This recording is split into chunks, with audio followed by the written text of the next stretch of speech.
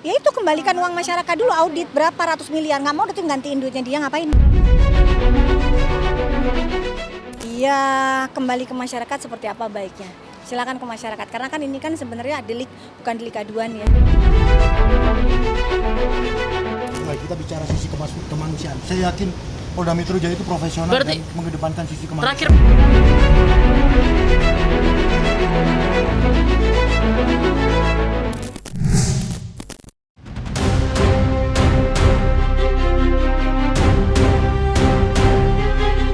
Kisruh saling lapor yang melibatkan Dr. Samira Farahnas alias Doktif dan seterunya Dr. Richard Lee hingga sampai saat ini masih berjalan sengit. Hal itu semakin terbukti dengan sikap Doktif yang tak berhenti menyuarakan pesan enggan damai serta menolak semua upaya ajakan mediasi yang diduga datang dari pihak Dr. Richard Lee. Meskipun sebenarnya berulang kali telah muncul pihak ketiga yang siap menjembatani mereka berdua. Salah satunya, tak lain adalah advokat kondang Hotman Paris Hutapea. Dan ketika ditemui baru-baru ini, Doktif akhirnya memberikan sedikit bocoran mengenai alasan mengapa dirinya begitu enggan berdamai.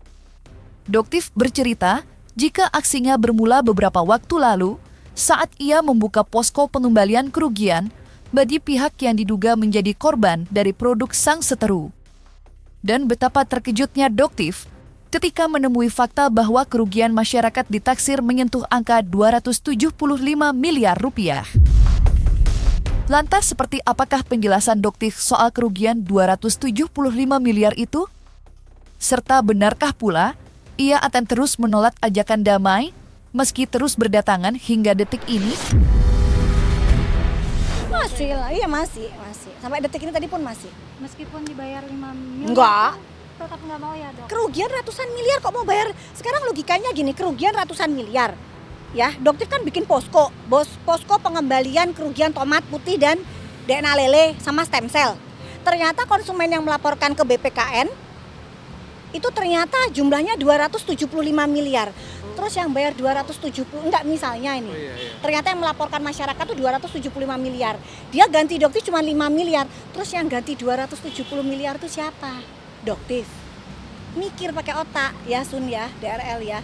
Nggak akan mungkin Doktif mau ganti 270 miliar sementara kamu petentang-petenteng naik Rolls Royce, nggak punya apartemen. Doktif yang gantiin uang masyarakat. Emang lu siapa Sun? Gitu loh, lu yang balikin duit mereka, lu yang tanggung jawab. Jadi jangan pernah ngomongin 5 miliar, 10 miliar, ratusan miliar, balikin dulu. Udah itu aja. Komitmen kami sampai dengan kemarin malam masih berteleponan. Dokter Samira atau Doktif itu menyampaikan ke saya, Bang, bahwa saya tidak ingin berdamai. Tidak ingin kasus LP saya di Polda Metro dengan LP Richard Lee di Polres Jaksel di barter. Saya tidak mau. Itu sikap dia. Jadi saya kira terang. Dengan tegas, pihak Doktif menegaskan sikap mereka soal ajakan damai yang diduga-duga datang dari pihak Dr. Richard Lee. Pasalnya, Doktif sampai menekan Dr. Richard Lee untuk mengembalikan uang kerugian masyarakat sebesar 275 miliar rupiah yang dituding akibat produk kecantikan rilisannya. Akan tetapi, hal itu pula yang kini menuai pertanyaan besar di benak masyarakat tentang bagaimana jadinya kasus perkara ini bila Dr. Richard sampai mengembalikan uang tersebut. Lantas mungkinkah bila mana syarat itu dipenuhi, Dr. Richard mampu lolos dari jeratan hukum? Ya itu kembalikan uang masyarakat dulu, audit berapa ratus miliar, nggak mau Doktif gantiin duitnya dia ngapain? Kalau dia cuma ngasih, misalnya dia cuma ngasih 5 miliar, kerugiannya 275 miliar. Nggak mau, siapa Doktif capek-capek. 270 miliar suruh ganti. Iya, kembali ke masyarakat seperti apa baiknya. Silakan ke masyarakat, karena kan ini kan sebenarnya bukan delik aduan ya. Ini sebenarnya bukan delik aduan, jadi ini adalah sebenarnya harus gerak pemerintah. Jadi ini kan korbannya masyarakat, jadi nggak bisa dengan Doktif doang, Doktif cabut nggak bisa, itu egois banget, bukan aturannya nggak seperti itu. Tapi kalau masyarakat dia sanggup mengembalikan ya case-nya kan mungkin akan berubah, karena kan mungkin ya kalau memang kerugian masyarakat sudah dikembalikan ya mungkin ya, tapi Doktif juga nggak tahu masyarakat maunya gimana ya gitu. Kalau Doktif sih pengennya tetap hukum berjalan supaya ada efek jerak sebagai dokter dan punya nyali, Mungkin kalau dokter Nanang pun hanya jengah doang, tapi nggak berani berbuat apa-apa. Tapi kalau dokter jengah dan berbuat sesuatu. Karena dengan begini, dokter bayangkan ya Allah seandainya nanti di akhirat ada berapa triliun yang bisa diselamatkan uang masyarakat dari orang-orang seperti ini. Gitu. Itu aja. Tak hanya terkait potensi perdamaian, kelanjutan proses hukum dari aksi saling lapor ini tentunya turut menyita perhatian orang banyak. Apalagi, agenda pemeriksaan lanjutan tersangka kepada Dr. Richard harus kembali diundur. Ya, dijadwalkan untuk diselenggarakan pada tanggal 19 Januari silam, agenda pemeriksaan lanjutan terpaksa diundur akibat kondisi kesehatan Dr. Richard yang menurun secara tiba-tiba. Sontak saja, hal itu memancing reaksi beragam dari masyarakat. Namun menariknya, publik bukanlah satu-satunya pihak yang menyoroti hal tersebut. Pasalnya, pihak penyidik juga akan menggali lebih dalam mengenai surat keterangan sakit yang disertakan Dr. Richard. Lantas, seperti apakah penjelasan Humas Polda Metro Jaya? Serta bagaimanakah pula tanggapan kuasa hukum Dr. Richard? Bang, kemarin Richard Lee nggak hadir itu kenapa alasannya, Bang? Sakit. Beliau dalam kondisi yang sakit. Ya artinya pertama pihak penyidik itu pasti menghormati kepastian tentang hukum ya. Nah ada surat yang disampaikan, tetapi kami juga akan melakukan klarifikasi apakah yang bersangkutan benar sehat. Nah makanya kemarin kami sampaikan kepada penyidik untuk informasi ini, alasan ini berimbang untuk kita bisa memvalidasi kondisi kesehatan yang bersangkutan. Kami juga akan nanti berkomunikasi dengan dokter yang mengeluarkan surat izin sakit tersebut, apakah memang dalam kondisi sakit atau ada alasan tertentu. Ini juga kita harus bijak ya, menerima tidak sepihak. Tetapi kan hal-hal tersebut kan tidak harus kami sampaikan kepada publik. Kami juga memiliki suatu cara untuk dalam penanganan suatu perkara ini biar tidak gaduh. Ada resmi. Dokter Richard memeriksakan kesehatannya dan memang dinyatakan sakit dan perlu istirahat. Udah. Dan itu sakit apa, Bang? Iya, saya kalau untuk sakit apa dokter lah yang tahu ya, tapi dokter sudah menyatakan bahwa memang Dokter Richard sedang sakit dan perlu waktu untuk istirahat. Sekali lagi Dokter Richard pasti menghormati proses hukum. Kami menghormati proses hukum. Kami menghormati penyidik begitu. Jadi nggak ada kalau dikatakan bahwa ada mangkir atau apa, tidak. Dokter Richard menghormati proses hukum dan akan hadir ketika kondisi kesehatannya memang sudah pulih. Kalau dokter sih kan jadi segini sebenarnya sih jadi Polda Metro Jaya pun akan melakukan klarifikasi apakah betul sakit atau tidak. Karena berdasarkan track record tadi yang dikatakan sama Bang Rasman bahwa bahwa sebenarnya saudara DRL itu pernah 2 kali ditahan. Bukan cuma 1 kali ya, 2 kali dia. Ini yang mungkin yang masyarakat nggak tahu. Jadi sebenarnya beliau 2 kali dan tidak 1 kali 24 jam. Sebenarnya 3 hari. Jadi itu nggak diketahui oleh masyarakat dan 2 kali dilepaskan. Ya, jadi yang pertama atas laporan Kartika Putri, Karput, yang kedua atas laporan illegal akses ya dari polisi. Jadi polisi sendiri yang melaporkan bahwa ini ada illegal akses yang dilakukan oleh saudara DRL seperti itu. Jadi sebenarnya track record juga Polda Metro Jaya, jangan kau usah nanya soal SS lagi, nggak mau, males ngebahas dia. Ya, nanti dia akan tahu, dia akan kena batunya. Sebenarnya tadi ada yang mau tambahan tadi sebenarnya di CNN. Kan dia bilang salah satunya adalah mengulangi perbuatan yang sama. Sampai detik ini dia masih mengulangi perbuatan yang sama. Tomat busuk masih bisa dibeli kok sampai detik ini. Nanti Dotif akan buktikan ya. Di depan PMJ. Dotif akan buktikan. Semuanya yang Dotif katakan di by data by fakta. Ya, sampai detik ini tomat busuk masih bisa dibeli. Artinya apa? Dari press release Badan POM dia tidak melakukan penarikan. Apakah tidak layak ditahan? Pak Asep, Pedi Kapolda Metro Jaya, Dokter akan kasih buktinya ya bahwa tomat busuk sampai saat ini masih bisa dibeli.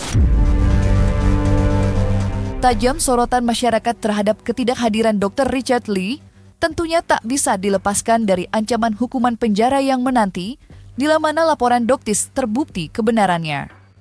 Seperti diketahui, Dr. Richard dikenakan pasal berlapis atas laporan Doktif, di mana hukuman penjara yang menanti adalah 12 tambah 5 tahun.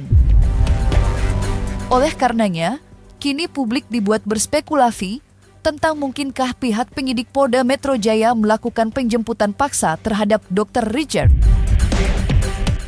Lantas, seperti apakah tanggapan kuasa hukum Dr. Richard? Serta bagaimanakah pula Humas Polda menyikapi tekanan untuk menahan Dr. Richard? permintaan pelapor sah-sah saja untuk lakukan penahanan, itu kan haknya seorang orang yang merasa menjadi korban. Keadilan juga mungkin menurut yang bersangkutan, kita harus mengkaji kembali. Kami kan juga harus menyesuaikan dengan KUHP dan KUHP yang baru ya. Nah, makanya kita harus mengedepankan azas kemanusiaan kepada masyarakat. Tapi yang kedua, kita harus juga melihat, kita akan mengklarifikasi apakah benar dalam kondisi sakit. Bahkan yang orang-orang berkompeten kan bukan penyidik.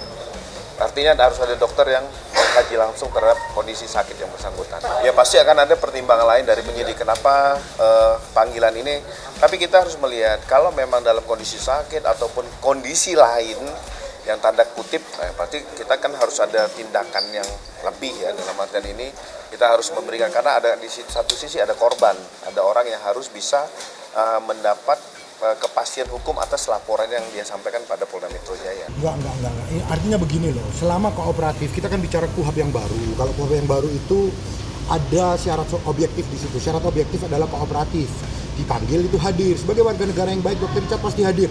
Selama kondisi kesehatannya memang memungkinkan untuk hadir. Baik, kita bicara sisi kemanusiaan. Saya yakin Polda Metro Jaya itu profesional dan mengedepankan sisi kemanusiaan. Terakhir Pak, Untuk penahanan itu yang saya sudah katakan tadi, sak subjektivitas penyidik.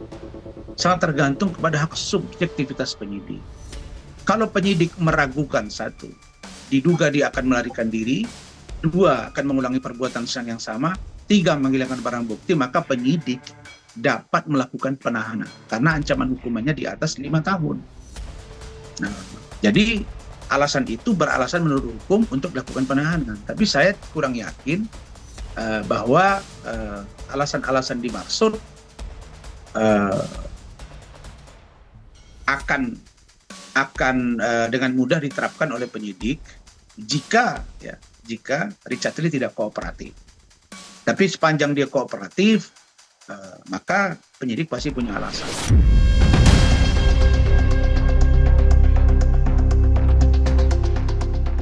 Sementara itu, Dr. Richard bukanlah satu-satunya pihak yang kini terbelenggu ketidakpastian hukum lantaran telah ditetapkan sebagai tersangka.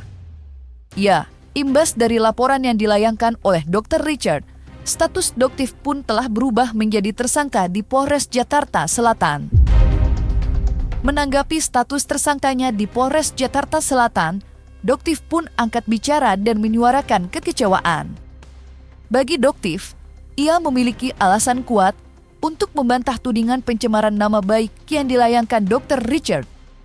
Dan alasan itu berhasil ia dapatkan ketika mengunjungi salah satu klinik sang seteru.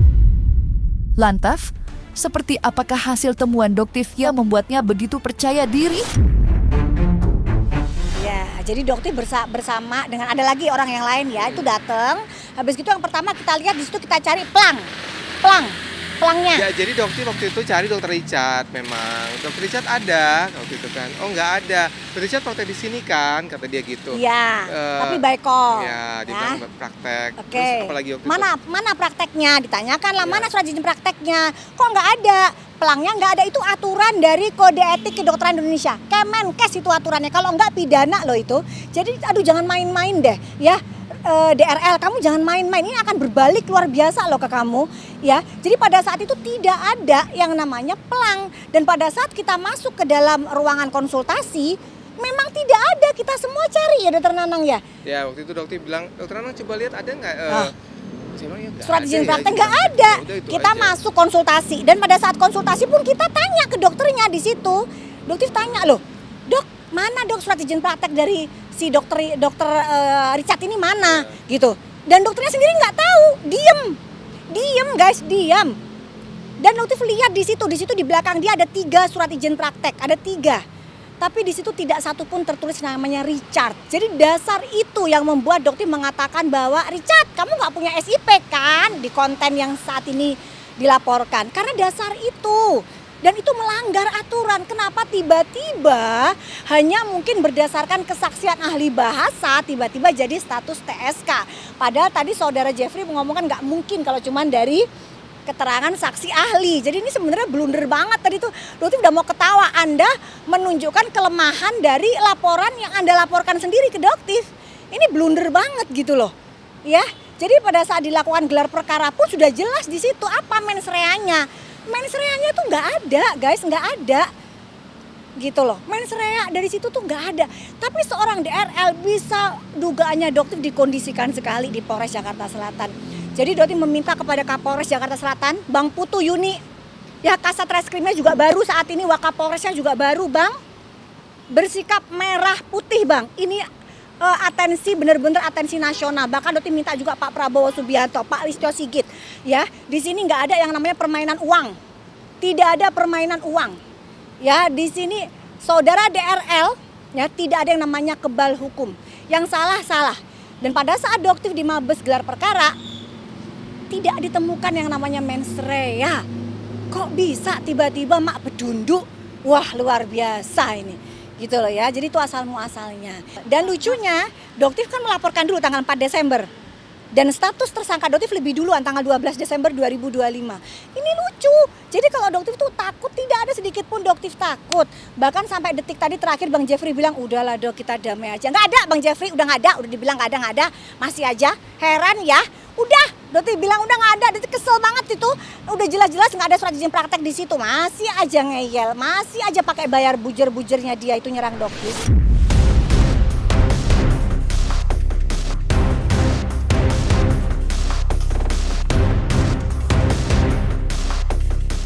Nah, selesai sudah, Cumi Lovers. Jangan lupa untuk like, subscribe, dan juga share channel YouTube Cumi Cumi.